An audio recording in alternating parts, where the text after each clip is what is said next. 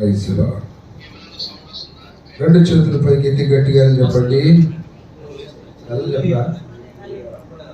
హల్లెలూయా.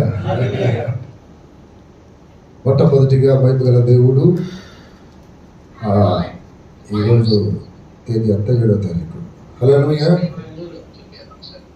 ఈ 7వ తారీఖు వాస్తవానికి ప్రతి నెల ఒక సభ అనేది ఉంటుంది నాకు. ఏదేమైనప్పటికీ ఆ సభలు అనేది భూమి మన ఇండియా దేశంలో ఎప్పుడైనా పెట్టవచ్చు. కానీ బైబిల్ దేవుడు వేరొక దేశంలో ఆయన మాటలు చెప్పడానికి ప్రభుత్వించినటువంటి ఈ గొప్ప ఆధిక్యతకై అవకాశానికై ప్రభువుని నేను ఎంతగానో స్తుతిస్తున్నాను. అలాగే ఈ అవకాశం కల్పించిన ఇద్దరు తమ్ముళ్ళు శ్యామ్ గారికి, అలాగే మైకిలికి, ఆయా ప్రాంతాల నుండి ఉన్నతమైన పరిచర్య ఉన్నప్పటికీ ఏ విధమైన భేదం లేకుండా ఒక ఐక్యతతో ఇంతవరకు పాస్టర్ దేవరాజు గారు చెప్పినట్టుగా చెన్నై నుండి, అలాగే శ్రీలంక టు బ్యాంకాక్ టు ఈరోజు కాంబోడియా. హల్లెలూయా. గత రాత్రి చాలా ఇబ్బందిగా ఉంది చాలా మందికి, వాళ్ళతో నేను కూడా. ఏదేమైనప్పటికీ బైబిల్ గల దేవుడు మంచి ఆరోగ్యం ఇచ్చి ఉదయకాల వేళల్లో నా ప్రేదలు పెట్టాలని మరలా లేసి సిద్ధపడి ఇక్కడ రావడానికి ప్రయత్నించాను. సమయం చాలా ప్రాముఖ్యం కనుక ఈ కాంబోడియా దేశంలో కూడా ప్రభువుని మహిమపరిచే భాగ్యమును ప్రభువు నాకు అనుగ్రహించారు. ఆయన మాటలు ప్రకటించే భాగ్యం అనుగ్రహించారు కనుక కొన్ని నిమిషాలు దేవుని యొక్క మాటలు నేను చెప్పాలని ఆశిస్తూ ఉన్నాను. చిన్న ప్రార్థన, అందరు కళ్ళు మూసుకోండి. కృపగల తండ్రి, నీకు స్తోత్రములు. ఈ అఖిల బ్రహ్మాండమైన సృష్టిని కలుగు చేసి అందులో మనిషిని నీ పోలిక సారూప్యములో నీవు నిర్మించి నీ చిత్తము చేయటం కొరకు నాయన వారి పట్ల మీరు ప్రణాళిక కలిగి ఇదిగో మా పట్ల కూడా గొప్ప ప్రణాళికతో ఈ దేశాల్లో తీసుకొచ్చారని నమ్ముతున్నాం. ఇప్పటికి అనేక ప్రాంతాల్లో నాయన జరిగినటువంటి కాన్ఫరెన్స్లను బట్టి స్తోత్రం. ఇదిగో నాయన ఈ కాంబోడియా దేశంలో కూడా ఈ ఉదయకాల వేళల్లో జరుగుతున్నటువంటి ఈ కాన్ఫరెన్స్లో అయ్యా గొప్ప ఆరాధన, అలాగే శుభవచనములు పలకటానికి ఈ బిడ్డలకి సేవకులు కృపనిచ్చారు. సమయంలో వాక్య పరిచర్య చేయడానికి నాకు ఇచ్చినటువంటి గొప్ప ఆధిక్యతకు స్తోత్రములు. నేను అల్పుడను, అయోగ్యుడను, దేనికి పనికిరాని వాడను. కొన్ని నిమిషాలు ఆయన నీ మాటలు మీ ప్రజలతో మీరు మాట్లాడండి. ఆయన ఈ మాటలు వింటున్న ప్రతి ఒక్కరికి లైవ్లో కానీ నాయన వేరే విధములో కానీ ఆ మాటలు క్రియ చేయను గాక. వాక్యానికి విరోధంగా పోరాడే సకల దురాత్మశక్తులు నిర్మూలపరచి సమస్తం నీ ఆధిపత్యంలో జరిగించమని యేసు నామములో అడుగుచున్నాను తండ్రి. హల్లెలూయా.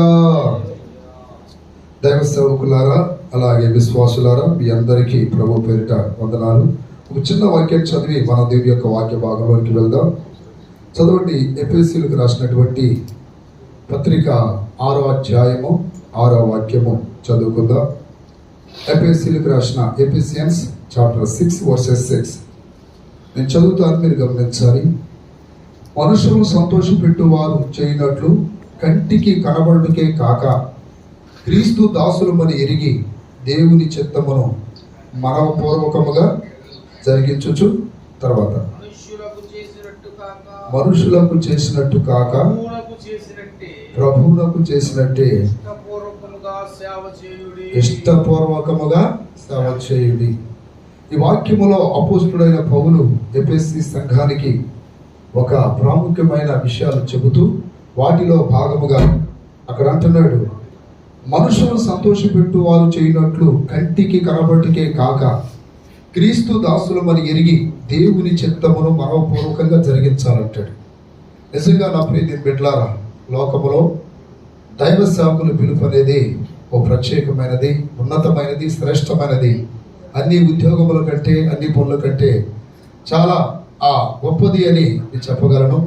అయితే దేవుడు ఎందుకు ఆయన సేవకులు పిలిచాడంటే ఆయనను సంతోషపెట్టడానికి, ఆయన చిత్తమును నెరవేర్చడానికి, మనుషులను సంతోషపెట్టడానికి కాదు.